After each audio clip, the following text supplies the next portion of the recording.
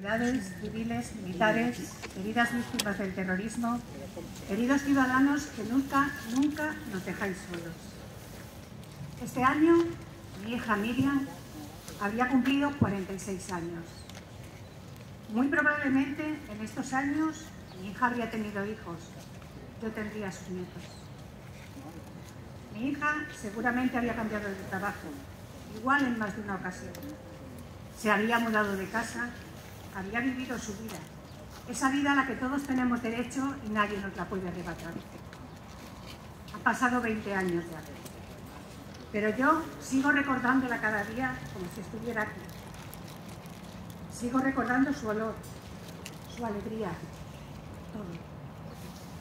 Como siempre digo en el 11M, siempre se habla de cifras, 191 asesinados, miles de heridos, pero cada uno de ellos tenía un nombre, era un ser humano, con una historia, con un presente y sobre todo con un futuro que le arrebataron. Todo acabó aquel fatídico 11 de marzo en el que no solo fue asesinada ella, también una parte muy importante de todos los que la conocíamos. Y desde entonces han transcurrido 20 años. 20 años sin Miriam, 20 años sin todos ellos. 20 años de ausencia, 20 años de tristeza, 20 años de dolor, 20 años de injusticia. De ver cómo los condenados por este atentado salen a la calle. ¿Sabían ustedes que solo 3 de los 19 condenados siguen en prisión? ¿A que no lo sabían? Pues casi nadie lo sabe. Probablemente no lo sepan porque se puede contar con los dedos de una mano las informaciones que se publican acerca del 11M. Por otro tipo de asuntos, bien que se llenan las calles de personas manifestándose, pero que tan solo 3 terroristas del atentado mayor que ha ocurrido en Europa permanezcan en prisión no le interesa prácticamente a nadie. Y nosotros también somos víctimas, de verdad. Nuestras víctimas valen lo mismo que todas, ni más ni menos. No podemos hacer que unas víctimas valgan más que otras, porque no podemos cambiar la historia. La historia es la que es. Y tampoco podemos cambiar como ha sido y desgraciadamente será el terrorismo en este país. Reformar los delitos de terrorismo en el Código Penal podría acarrear las mismas consecuencias que tuvo la ley del solo sí es sí. La excarcelación de condenados o la rebaja de penas. Y no es solo eso, también minaría la credibilidad de España como socio en la lucha internacional contra el terrorismo. ¿Cómo vamos a permitir eso? ¿Cómo vamos a permitir que en España empiecen a salir terroristas a la calle por un puñado de votos? Por mantener un asiento en la Moncloa, ¿de verdad vale tanto? Primero fue derogar la política de dispersión y ceder la competencia de prisiones al País Vasco. Ahora quieren redefinir el terrorismo. El resultado de todo esto, les digo yo cuál será. Excarcelar asesinos, reescribir la historia, blanquear el terrorismo, matar conciencias, pero sobre todas las cosas, seguir comprando el sillón en la Moncloa, aunque en eso tengamos que vender a España y a los españoles. No podemos permitirlo. Y todo esto es consecuencia, y siento mucho tener que decirlo aquí hoy, me encantaría decir todo lo contrario, todo es consecuencia de que tenemos un ministro de Interior que se ha vendido al poder. Y es que me van a permitir que se lo diga meridianamente claro. Es increíble cómo se puede hacer todo tan mal. Todavía recuerdo, y lo recuerdo como si fuera ayer, cuando en los pasillos de la Audiencia Nacional me miraba a los ojos y me juraba que los asesinos terroristas no saldrían nunca a la calle. Como ya dije hace unos años, siento decirlo, pero cuando Marlaska abandonó la toga, dejó también aparcadas la decencia y la dignidad. Y esto no se recupera jamás, se lo puedo asegurar.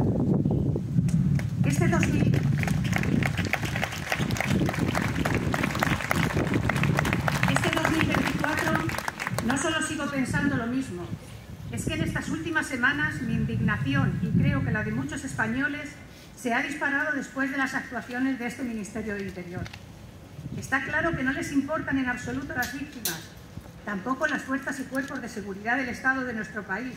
Por cierto, que son los que han acabado policialmente con ETA, para que luego les den otros el sillón para que políticamente sí sigan activos. ¿Para qué quiere ser entonces usted ministro del Interior, señor Marlaska? Que, por cierto, como ha dicho Maite, hoy tendría que estar aquí, porque en su cargo va el que le podamos decir todo esto a la cara. Usted es el que no ha querido estar aquí, se ha querido contraprogramar otros actos para no vernos a nosotros. Pues esto se lo vamos a decir hoy, mañana, pasado y siempre. ¿Cómo puede usted dormir por las noches, señor Marlaska? ¿No se da cuenta que se ha convertido en el peor ministro del Interior de la historia de España? Su ego le impide ver más allá. Es que a usted no es que le den igual las víctimas del terrorismo. Es que a usted, señor Marlaska, ya le da todo igual. Actúa como un ególatra descontrolado al que lo único que se le puede reconocer es una sola cosa. Ha puesto usted de acuerdo a todo el mundo, nos ha conseguido indignar a todos los españoles. ¿De verdad le compensa tanto ese sillón y el poder? Parece que sí. Me da mucha pena, señor Marlaska. 20 años han pasado ya desde este día, el peor de mi vida. Y nada, les aseguro, se ha solucionado. Porque han transcurrido 20 años de aquel fatídico 11 de marzo de 2004. Pero han pasado más de 60 desde que el terrorismo empezó a golpear España. Y parece que, lejos de haber aprendido de la experiencia y contar con los protocolos adecuados, con un relato veraz, con las víctimas en el epicentro del debate, vayamos dando pasos atrás. Los amigos de los asesinos, sentados en el Congreso, dando lecciones de empatía con las víctimas, mientras fuera homenajean a los asesinos. Se empatiza más con alguien que quiere que los asesinos estén en la calle que con cualquier víctima a la que le han matado un hijo, un padre, una madre, un hermano, un marido, una mujer. A los que apoyan a los asesinos hay que respetarlos, porque hay libertad de expresión. Pero a las víctimas hay que silenciarlas, porque molestamos. Porque somos algo del pasado, damos mucho la lata. Y otra cosa, porque hay que pasar página. ¿Qué página? Usted, señor presidente del gobierno, señor Marlaska, no sé qué libros tiene. Desde luego, en el libro de mi vida y de mi hija, nunca voy a pasar la página. Ni olvido, ni perdono, jamás.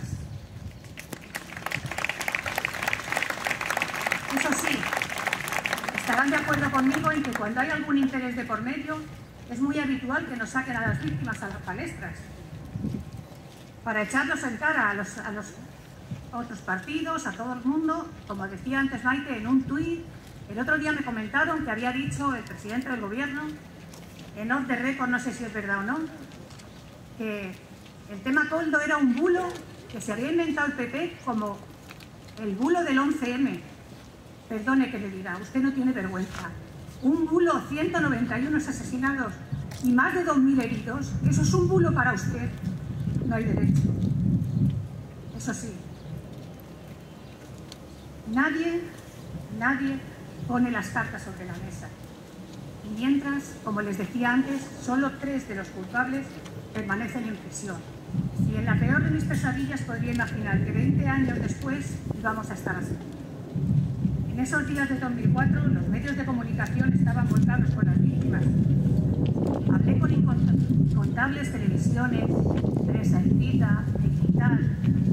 Hoy estáis aquí muchos medios, por ser un día significativo, pero la realidad es que en el día a día solo los fieles se han mantenido a nuestro lado desde entonces. Son los que nos dedican un poco de atención. Cuando se estrena una entrevista a un terrorista, como decía la presidenta, la expectación es máxima. Cuando estrenamos un documental sobre las víctimas, no le gusta nada. De hecho, hoy les voy a pedir que reflexionen sobre algo. ¿Qué saben ustedes realmente del 11M?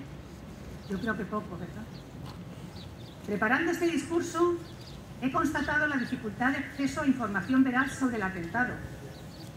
He tenido que ser yo personalmente, la madre de Miriam, quien ha pedido información al secretario general de Instituciones Penitenciarias y a la Dirección General de Apoyo de Víctimas del Ministerio del Interior sobre quiénes finalmente fueron condenados, los años que han cumplido en prisión, si han cumplido las penas íntegras, si han tenido beneficios. Nadie nos ha informado nunca de nada, nadie.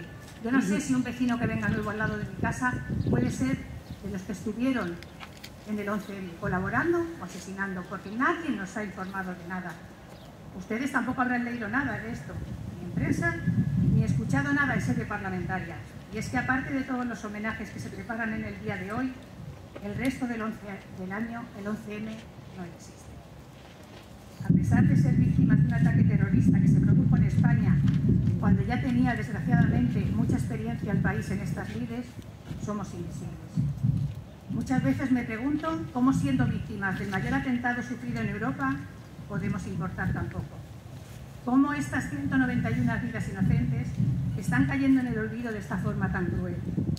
De hecho, se ha aprendido tan poco de nuestra experiencia que este año nos hemos encontrado con que se quiere despenalizar el delito de enaltecimiento del terrorismo, pensando única y exclusivamente el enaltecimiento de grupos terroristas como ETA o los Grapos, que ya no atentan, pero que humillan día a día a las víctimas y que tan importante es para combatir el terrorismo yihadista, aunque eso, ¿quién le importa, verdad? El hecho es que no se está teniendo en cuenta, por ejemplo, que el año pasado el 40% de las condenas a detenidos por su vinculación con el terrorismo yihadista fue precisamente por delitos de enaltecimiento del terrorismo. Piensen en las consecuencias catastróficas que esto podría traerle a España. Las víctimas somos cosas del pasado, dicen. Ojalá no hubiéramos existido nunca, yo les aseguro que daría mi vida por no serlo. Lo mismo le sucederá a todos los que perdieron a algún familiar o amigo aquel fatídico jueves. La silla vacía en Navidad, en el cumpleaños, el observar cómo se pierden tantas cosas. Les aseguro que duele mucho. Aunque ya han pasado 20 años, no he sido capaz de olvidar a aquel trabajador del SAMUR con el chaleco amarillo y un megáfono que anunciaba el nombre de las víctimas a las que se iba reconociendo. Todavía hoy tengo pesadillas y escucho la voz de ese hombre y veo su cara. La voz era firme y alta para que pudiéramos oírle, pero su cara reflejaba el sufrimiento que estaba soportando por ser el emisario de la muerte, del terror, de ese final de todo. Todavía recuerdo qué frío hacía en ese momento. Las caras de todos los que estábamos allí, esperando a ver si decían el nombre de Miriam. Ven, buscando. Los vecinos empezaron a darnos todos son. Nos tiraban mantas. La tercera o cuarta vez que había temblado, viendo aparecer a ese hombre del megáfono, se me acercó un bombero, de nombre Alberto, al que nunca olvidaré. ¿Sabes el número de DNI de tu hija?, me dijo. No lo sabía. Él tampoco sabía cómo decirme que el DNI estaba abajo y que teníamos que bajar a reconocerla. Piensen que esto le sucediese a cualquiera de ustedes. Piénselo aún por un instante. Lo que están viendo aquí solamente es una madre que perdió a su hija. Algo antinatura. Antinatura como lo es el terrorismo también.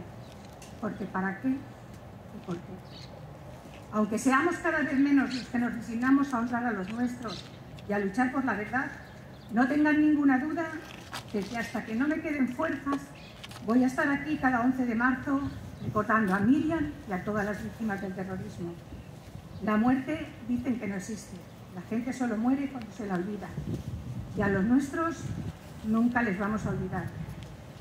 Termino ya. Hay una cita que me gusta decir siempre aquí, y es que para que el mal triunfe, solo hace falta que los hombres buenos no hagamos nada. Pues hagámoslo, pero hagámoslo ya, porque mañana será tarde.